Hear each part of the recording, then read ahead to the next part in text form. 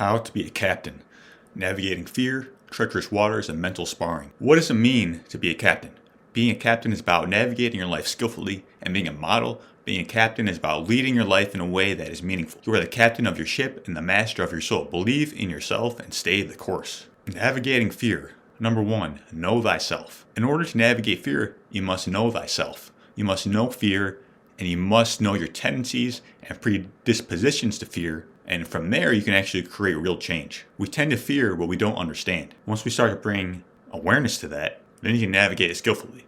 Number 2, practice courage. Focus on the small things in your life. You must conquer the small things to achieve the big things. The key is to stay in motion and seek change. Nothing is more powerful than a soul whose time has come. If not now, then when? If not who, then you. The time is now. Number 3, believe in yourself. You must believe in yourself and stay strong.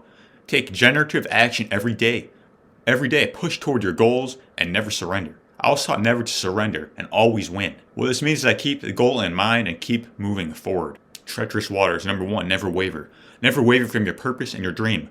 You matter and your life is needed. Believe in yourself and stay the course. No matter what happens in life, keep moving forward. I am constantly tested, always having to employ certain principles in order to get better. When you sign up for a life of greatness, you're going to have so many challenges and obstacles to overcome. But all these are designed in order to forge your character to live the life that you're meant to lead. Number 2, self-confidence. Self-confidence is built one brick at a time. Just take it day by day. Focus on the small wins every day and just keep getting better. The big things will come if you focus on the small disciplines every day. Number 3, know your path. Knowing your path will help you stay the course. Being able to call on your why is very important. This will carry you through the hard times. Dedicate yourself to excellence, and that's how you stay on purpose. Mental sparring. Number 1, harness the inner fire. This is really about focusing in on your purpose and your mission.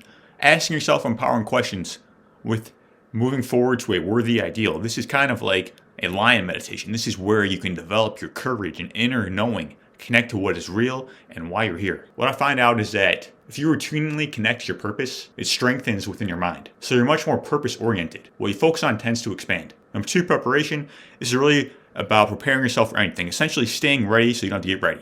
This is done through habits and focusing on your purpose, seeing in your mind, and you can have it in your hands. An important practice I think is great to take on is studying the great people of history. Now, I don't do this all the time, but I do occasionally. Learning from their lives and how we became better. Certain patterns, because success leaves clues. Someone I've been studying recently is Captain Shackleton. Now, if you don't know of him, he has a very interesting story. Basically, him and his crew got shipwrecked in the Arctic back in the 1900s. And they had no access to outside resources, and they're going to be there for the whole winter. And everything was good for a while. Life continued on, but as time went on, they lost the ship due to an ice storm. And the only reason why all of his men survived is due to his leadership. There's so many examples of what he did within that, and that in part was inspiration for this episode. I mean, it's great to read books from like John Maxwell and leadership, things like that, but actually learning from a real story hits our brain another way. Another one was Theodore Roosevelt. I always respected the man for his toughness, and I just kind of wanted to learn more, so I read some autobiographies on him, and the man literally got shot in the chest and went on to give a speech. I mean, it kind of reminds me of someone, just saying. Another was Nikola Tesla, right? Something I remember from that is his dad had this massive library, right? But he wouldn't let